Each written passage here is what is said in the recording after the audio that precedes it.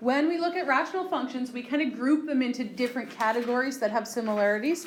So this first one is when the numerator degree is less than the denominator degree.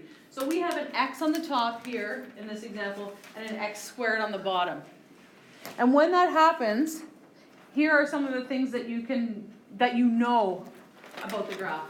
A horizontal asymptote will be at y equals 0, always when the numerator degree is smaller than the denominator degree. And vertical asymptotes happen at the non-permissible values of the rational functions. But it's not just vertical asymptotes, as you can see in this one. It's either a vertical asymptote or a point of discontinuity, which is like a hole in the graph. So let me just add that in here. So sometimes instead of a vertical asymptote, this makes a point of discontinuity or a hole in the graph.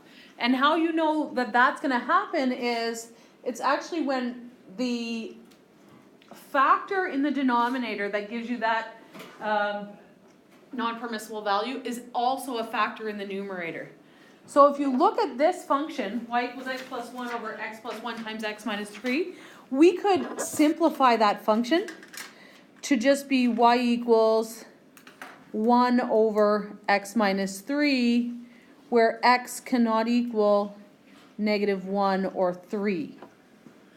Because it will simplify and factor out that x plus, or cancel out that x plus 1, it becomes the graph of y equals 1 over x minus 3. So it only has a vertical asymptote at 3.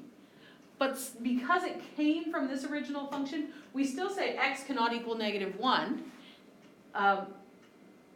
But in that case, it makes a point of discontinuity instead of a horizontal asymptote. So that's how you know if it's going to be one or the other.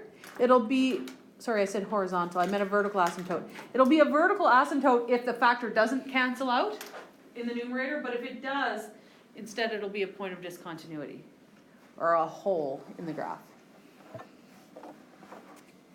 If you look at the ones that you had on your sheet, there's only one of those, the fourth one, where that happens. The rest of them all just had vertical asymptotes because there were no factors that canceled out. The other group that we need to look at is this one, where the numerator degree is equal to the denominator degree. We don't do the other possibility where the numerator degree is greater than the denominator degree. We don't need to do that. But we'll do this one, where they're equal. And for these, the horizontal asymptote, instead of being at y equals 0, is at y equals the leading coefficient of the numerator divided by the leading coefficient of the denominator. So for this one, y equals 2 over 3 is the horizontal asymptote.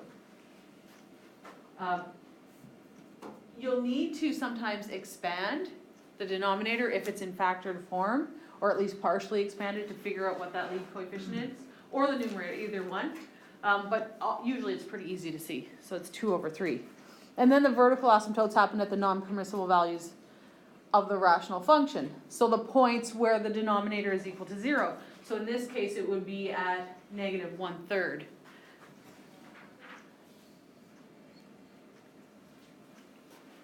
But don't forget, those points of discontinuity can happen with these ones as well, if there's a factor that cancels out when you simplify. So they could also have points of discontinuity.